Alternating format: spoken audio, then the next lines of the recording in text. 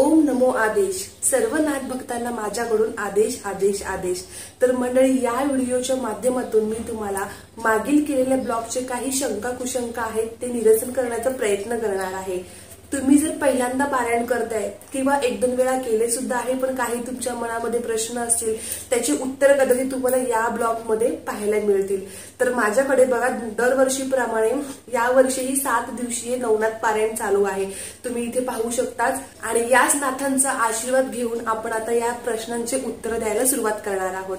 तर सर्वात आधी तुम्ही इथे पाहू शकता, संतोष दादांनी आपला प्रश्न विचारलेला आहे। तर संतोष दादांचा असा प्रश्न आहे की ताई, आपण पूजेची मांडणी करतो म्हणजे ते पानं, फुलं, फळं हे रोज काढून सर्व परत एकदा तशीच मांडणी करायची का?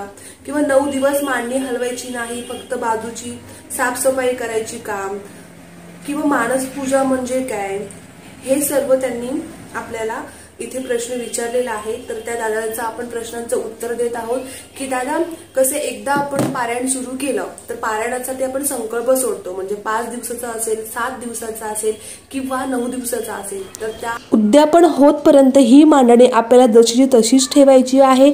नाथांच्या फ्रेमला आपण रोज हार बदलवू शकतो, तसेच जे पुष्प अर्पण केले आहे विड्याच्या वरती तेही रोजच्या रोज बदलवू शकता। श्री गणेशाला दुर्वा अर्पण केला आहे तोही रोजच्या रोज बदलवू शकता। त्याचबरोबर शिवलिंगाला आपण बेडपत्र अर्पण केला आहे तोही रोजच्या रोज बदलवू शकता। बाकी जे विडे सुपारी आहेत ही मांडणी आपल्याला तशीच ठेवायची आहे। उत्तर पूजा झाल्यानंतर ही सर्व पूजा आपल्याला स्वच्छ पाण्यात, वाहत्या पाण्यामध्ये हे आपल्याला विसर्जन करायचं आहे। याच प्रश्नामध्ये आपल्याला दादांनी दुसरा प्रश्न विचारला होता, मानस पूजा म्हणजे काय? आता मी तुम्हाला ही अगदी साध्या सोप्या भाषेमध्ये सांगते। मानस पूजा म्हणजे मनातल्या मनात केलेली पूजा। आता ही पूजा कशी करावी? तर आपलं ज्या ठिकाणी पारायण बसलं आहे त्याच्या समोर आपल्या आसनावर बसून ध्यानस्थ व्हायचं आहे, डोळे बंद करून घ्यायचं आहे आणि आपल्याला आपल्या डोळ्यासमोर नाथांची सजीव मूर्ती डोळ्यासमोर आणायची आहे। बघा, इथे आपल्याला कोणती मूर्ती आणायची आहे? सजीव मूर्ती आपल्याला डोळ्यासमोर आणायची आहे आणि नाथांची सेवा आपल्याला करायची आहे। तुम्ही या सेवामध्ये काहीही वापरू शकता, म्हणजे बघा, आपल्याला मनाने पूजा करायची, इथे कुठलंही साहित्य वापरायचं नाही। त्याच्यामुळे तुम्ही सोना, नाणे, उपकरणे असे वापरून त्यांची पूजा करू शकतो। नाथांच्या गळ्यात हार घालू शकतो। त्याचबरोबर त्यांच्या मस्तकावर आपण पुष्प अर्पण करून, पायांना नमस्कार करून, धूप दाखवून, आरती करून नैवेद्य अर्पण करायचं आहे। नाथांच्या चरणावर आपल्याला मस्तक ठेवून आपली जी इच्छा आहे ती आपण मागायची आहे। त्याचबरोबर तुम्ही ते पाहू शकता, या साधनेला जास्त वेळ लागत नाही। ही पूजा झाल्यानंतर आपण मनातल्या मनात ओम चैतन्य दत्तात्रेय नमः, ओम चैतन्य नवनाथाय नमः, ओम चैतन्य गोरक्षनाथाय नमः असं मंत्र वारंवार आपल्याला म्हणायचं आहे। मानस पूजा ही देवतांच्या लवकर जवळ घेऊन जाते, म्हणून या पूजेला फार महत्त्व आहे। त्याच्यामुळे तुम्ही केव्हाही पारायण कराल किंवा केव्हाही तुमची इच्छा होईल तेव्हा तुम्ही मानस पूजा करू शकता। इथे दुसरा प्रश्न आपल्याला अजय दादांनी विचारलेला आहे। ते असे म्हणतात की ताई, जशी पहिल्या दिवशी आपण गणपती बाप्पाची मूर्तीची अंघोळ घातली आहे आणि दत्त महाराजांचा फोटो पुसला आहे, तसं दररोज पुसायचं का? तर दादा, कसं आहे, आपण पहिल्या दिवशी नवनाथ पारायणची स्थापना करतो त्यावेळी आपल्याला अभिषेक करायचा असतो, तर ते फक्त आपल्याला पहिल्या दिवशीच अभिषेक करायचा आहे।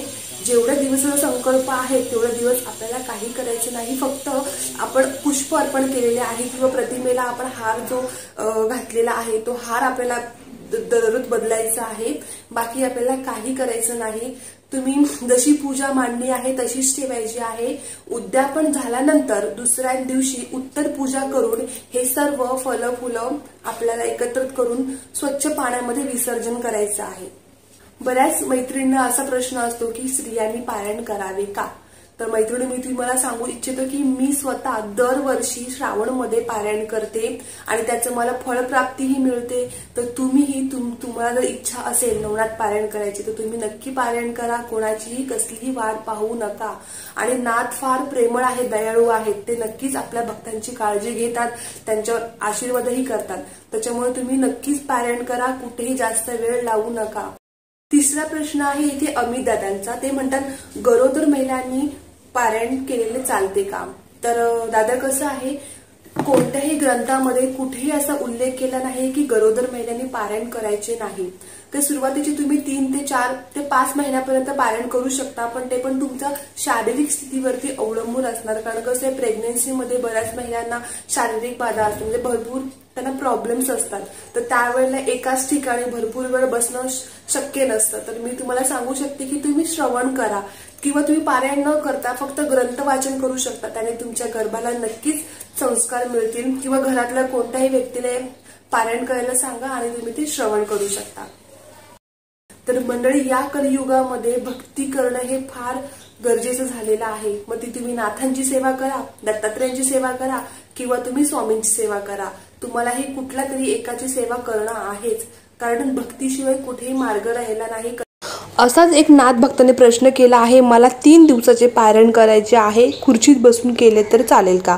तर कसं आहे, 3 दिवसाचं पारायण म्हणजे हा संकटमोचन पारायण आपण म्हणतो. तर जर तुम्ही आजारी असाल किंवा काही दुसरं तुम्हाला खाली बसता येत नसेल आसनावर, तरच तुम्ही खुर्चीत बसून हा पारायण करू शकता. कसं आहे, पारायण करतावेळी काही नियम पाळायचे असतात. तर तुम्ही नियम पाळून जर पारायण करत असाल तर फळप्राप्ती लवकर मिळते. इथे अजून एक भक्ताने प्रश्न केला आहे, ताई आपण पारायणामध्ये काय खावे? तर कसं आहे, जेव्हा आपण नवनाथ पारायण करतो तर दिवसभर आपल्याला ग्रंथ वाचन करायचा असतो. म्हणजे प्रत्येक दिवसाचे ग्रंथ दिलेले असतात, तेवढे ग्रंथ वाचन झाल्यानंतर आपण फळ आहार करू शकतो. संध्याकाळी आरती आणि नैवेद्य अर्पण करून झाल्यानंतर कांदा लसूण वर्ज्य असं आपल्याला भोजन करायचं आहे.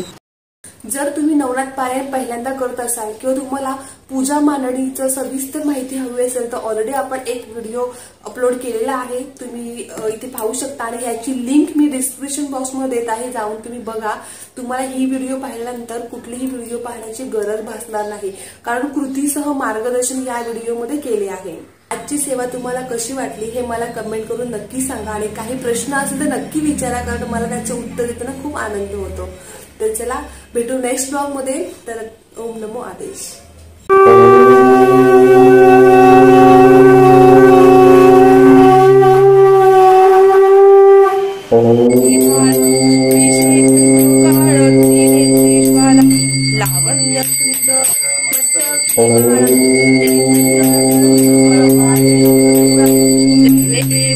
देव जय श्री शंकर.